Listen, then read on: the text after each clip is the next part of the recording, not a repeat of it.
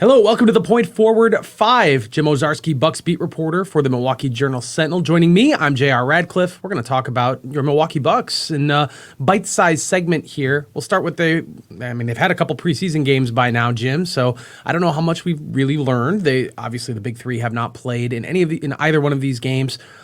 Gotten to see some of the younger guys and maybe some of the candidates for that last starting spot in the that shooting guard spot in the starting five. So give me some sense of what you've learned, what you have gleaned from these two games of Milwaukee Bucks action. The first thing is Malik Beasley.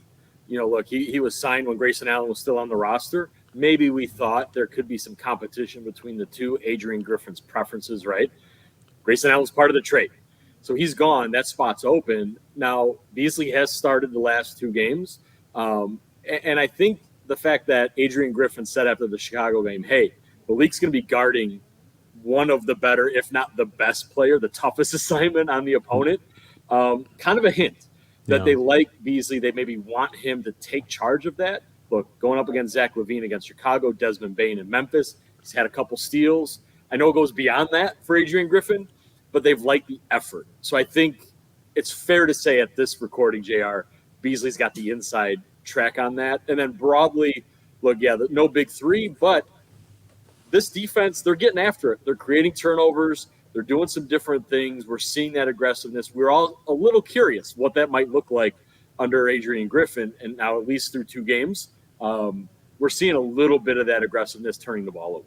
Yeah, defense certainly a question mark with Jrue Holiday gone. And now, since we last chatted, we find out he's going to the Boston Celtics. And very quickly you saw in the aftermath of the Damian Lillard trade, all this favor going toward Milwaukee. And then Jrue signed with the Celtics or was traded to the Celtics, and suddenly it was like, oh, Boston, they really do have, maybe they are still the favorite in the East. So you've had some time to process this and think about it. I do think Boston probably is the favorite in the East, but it's so close. And I think it just hinges on how much offensively the Bucks take a leap forward, and it's playoffs versus regular season too. But what do you think about that? I mean, obviously this is going to come up, Jrue Holiday being on the Boston Celtics. Yeah, look, I probably had the Bucks as the favorite after the Lillard deal. Now, I probably still have to put some respect on Boston's name. I know they've changed their roster. I know Bucks fans right now are going to say, wait a minute, the top three defenders against Giannis are gone, and that's very true. Mm-hmm. Kristaps Porzingis may not be available come playoff time, but as constructed, I would say, look, Boston advanced further than the Bucks the last 2 years, so I'll give Boston that. Clearly, the top two teams in the East, we all hope they're totally healthy to see a Lillard Giannis pick and roll going up against a Holiday Porzingis pick and roll on defense, or vice versa. Yeah, everybody wants that. What are you still wondering about? Well, it's for me. I asked Dame and Giannis about ball sharing, right? And then both of them had the right answers, I guess. Like, hey, whatever each other. Look, it's going to take some time, and I am curious about that, how that's going to work. I am curious about late game. Now I know Bucks fans are like, wait a minute, Damian Lillard, he should take all the shots. Well, Khris Middleton has been the closer for 10 years here in Milwaukee, and I'm not saying he should take a shot over Damian Lillard, but maybe, depending on who's guarding him, how that's set up. So I am curious, those late game sets, those late game reps. Khris is still an all-star, $30 million a year player. Maybe there's three all-stars, JR, with the way this goes. So Khris Middleton's probably the one question going into the year health-wise. He didn't practice initially, but it sounds like that's ramped up a little bit. Between the lines, or just from what you know, Khris Middleton's availability, you think it's going to be full go to start the season?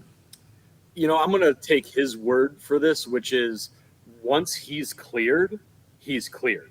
Now, he would like to play October 26th, the opener against Philadelphia. He said that's the plan, but he hedged that a little bit. He's like, look, I don't want to say that. And then, as you know, JR, all of a sudden it's November 1st or November 8th and Khris hasn't played. So, but what I'm going to hang on to is the fact that he said there isn't a plan to manage this. The surgery was corrective to get rid of the pain, the issues he's had. So whenever he's cleared, I think he expects to play 30 minutes. So I think now we'll see when that happens. But I think for Khris, that could be a really big deal for the Bucks, because he's been, just like Giannis, he's been managing something for several seasons.